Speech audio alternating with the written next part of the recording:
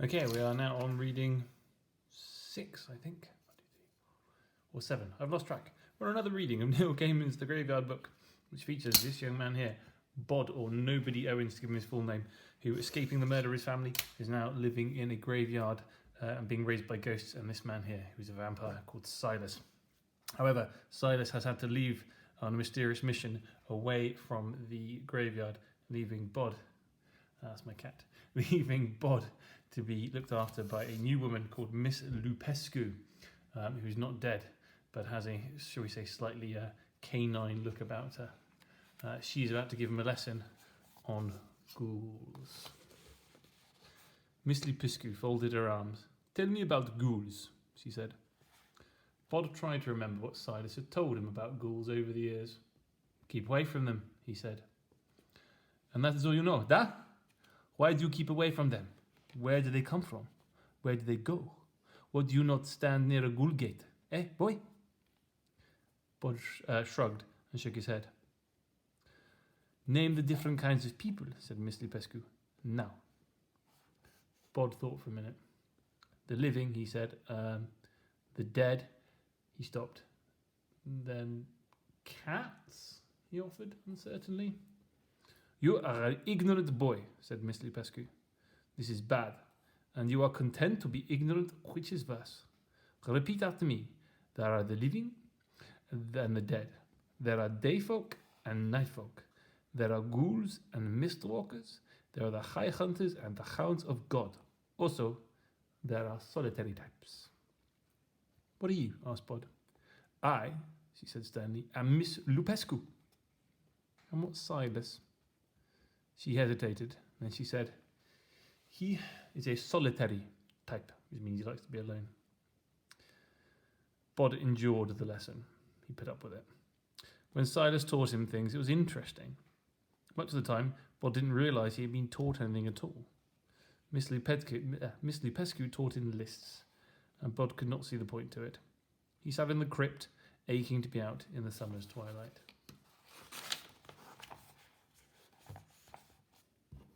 Under the ghost moon. When the lesson was over, in the foulest of moods, he fled. He looked for playmates, but found none, and saw nothing but a large grey dog which prowled the gravestones, always keeping its distance from him, slipping between gravestones and through shadows. The week got worse. Miss Lupescu continued to bring Bod things she had cooked for him. Dumplings swimming in lard, thick reddish-purple soup with a lump of sour cream in it, small cold boiled potatoes, cold garlic-heavy sausages, hard-boiled eggs in a grey, unappetizing liquid. He ate as little as he could get away with. The lessons continued. For 2 days she taught him nothing but ways to call for help in every language in the world, and she would rap his knuckles with her pen if he slipped up or forgot. By the 3rd day, she was firing things at him. "French? Au secours. Morse code? SOS. 3 short dots, 3 long ones, 3 short ones again. Night gaunt. This is stupid. I don't remember anything what a night gaunt is. They have hairless wings and they fly low and fast. They do not visit the world, but they fly the red skies above the road to Gulkhelm. I'm never going to need to know this." Her mouth pinched in tighter. All she said was, "Night gaunt," which I guess is a kind of ghosty creature. Bod made the noise in the back of his throat that she had taught him, a guttural cry like an eagle's call. She sniffed. "Adequate," she said. Bod could not wait until the day that Silas would return. He said, "There's a big grey dog in the graveyard sometimes. It came when you did. Is it your dog?" Miss Lupescu straightened her tie. "No," she said. "We've finished. For today, you will read the list I gave you tonight and remember them for tomorrow." The lists were printed in pale purple ink on white paper and they smelled odd. Bod took the new list up to the side of the hill and tried to read the words, but his attention kept sliding off it. Eventually, he folded it up and placed it beneath a stone. No one would play with him that night. No one wanted to play or to talk, to run and climb beneath the huge summer moon. He went down to the Owens' tomb to complain to his parents, but Mrs. Owens would not hear a word. said again Messly Piscu on, as far as Bod was concerned, the unfair grounds that Silas had chosen her, while Mr. Owens simply shrugged and started telling Bod about his days as a young apprentice cabinet maker, and how much he would have loved to have learned about all the useful things that Bod was learning, which was, as far as Bod was concerned, even worse. "Aren't you meant to be studying anyway?" asked Mrs. Owens.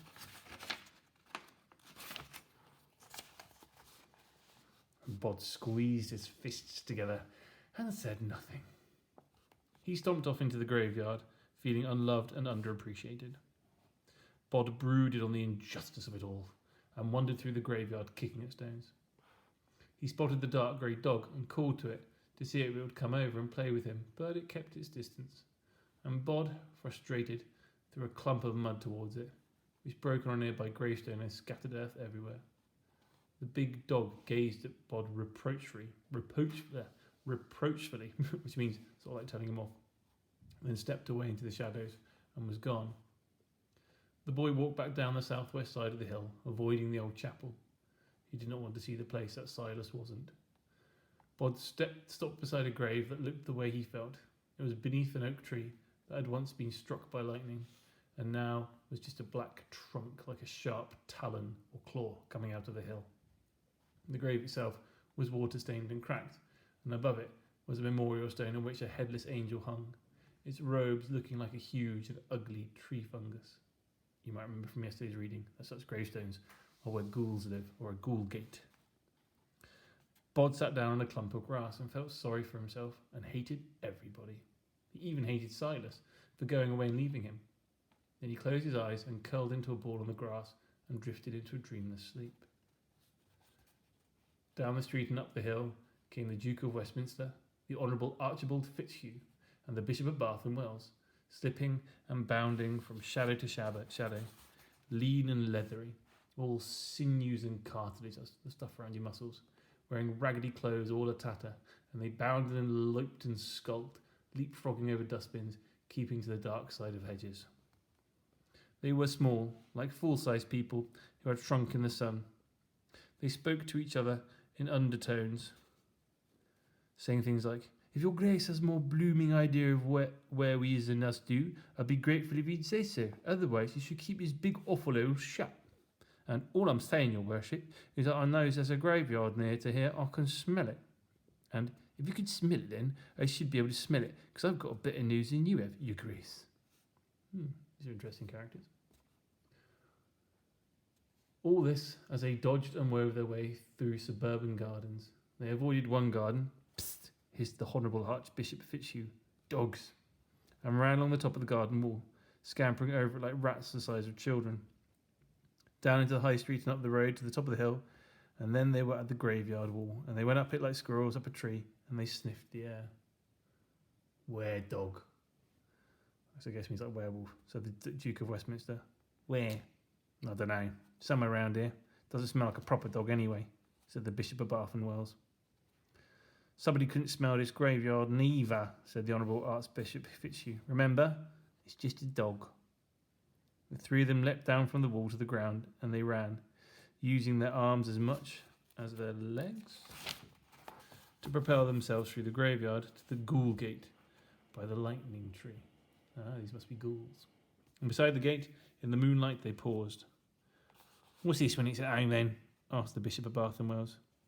"Lummy," said the Duke of Westminster. Bod woke then.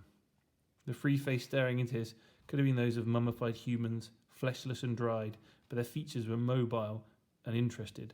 Mouths that grinned to reveal sharp stained teeth, bright beady eyes, clawed fingers that moved and tapped. "Who are you?" Bod asked. "We?" said one of the creatures. They were, Bod realised, only a little bigger than he was. "His most important folk we is. This here is the Duke of Westminster." The bigger of the creatures gave a bow, saying, "Charmed, I'm sure." "And this is the Bishop of Bath and Wells." The creature, which grinned sharp teeth and let a pointed tongue of improbable length waggle between them, did not look like Bod's idea of a bishop. Its skin was piebald, means all covered in big spots, and it had a large spot across one eye, making it look almost piratical like a pirate. And I have the honour to be the Honourable Archibald Fitzhugh at your service. The three creatures bowed at once. The Bishop of Bath and Wells said, "Now, my lad, what's your story, eh? And don't tell any porkies. Remember how you're talking to a bishop." "You tell him, your worship," said the other two. So Bod told them. He told them how no one liked him or wanted to play with him, how no one appreciated him or cared, and how even his guardian had abandoned him. "Blame me down," said the Duke of Westminster, scratching his nose, a little dried up thing that was mostly nostrils. "What you need is to go somewhere the people would appreciate you." "There isn't anywhere," said Bod, "and I'm not allowed out of the graveyard." "You need an whole world of friends and playfellows," said the Bishop of Bath and Wells, wiggling his long tongue. "A city of delights, of magic and fun and magic, where you'd be appreciated, not ignored." Bod said, "The lady who's looking after me, she makes me horrible food, hard-boiled egg soup and things." "Food?" says the Honourable Archbishop Fitzhugh. "Where we're going, the food's the best in the world. Makes my tongue rumble and my mouth water just thinking about it." "Can I come with you?" asked Bod. "Come with us?" said the Duke of Westminster. He sounded shocked. "Don't be like that, your grace," said the Bishop of Bath and Wells. "Have a blinking heart. Look at the little mite. Hasn't had a decent meal in he don't know how long." "I've had to take him," said the Honourable Archbishop Fitzhugh. "There's a good grub back at our place." He patted his stomach to just show how good the food was. "So, are you game for an adventure?"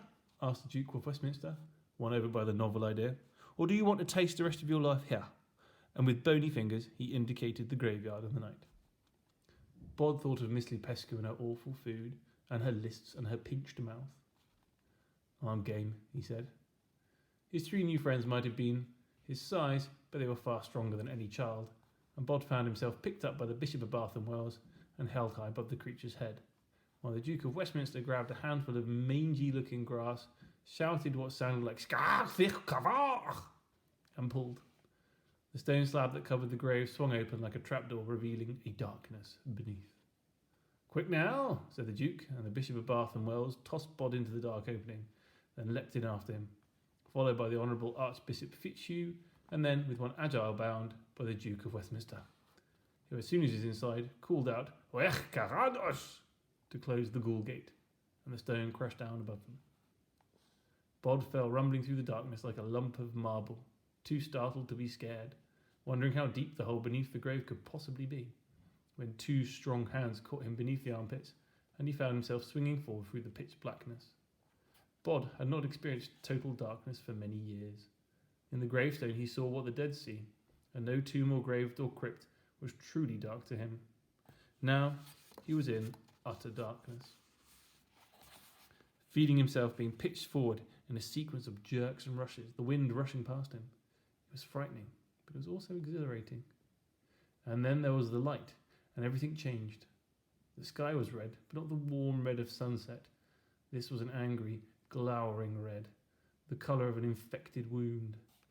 The sun was small and seemed like it was old and distant. The air was cold, and they were descending a wall. Tombstones and statues jutted out the side of the wall, as if a huge graveyard had been upended, and like three wizened chimpanzees in tattered black suits that did up in the back, the Duke of Westminster, the Bishop of Bath and Wells, and the Honourable Archbishop Fitzhugh were swinging from statue to stone, dangling Bod between them as they went, tossing him from one to the other, never missing him, always catching him with ease, without even looking. Bod tried to look up to see the grave through which they had entered this strange world, but he could see nothing but headstones. He wondered if each of the graves they were swinging past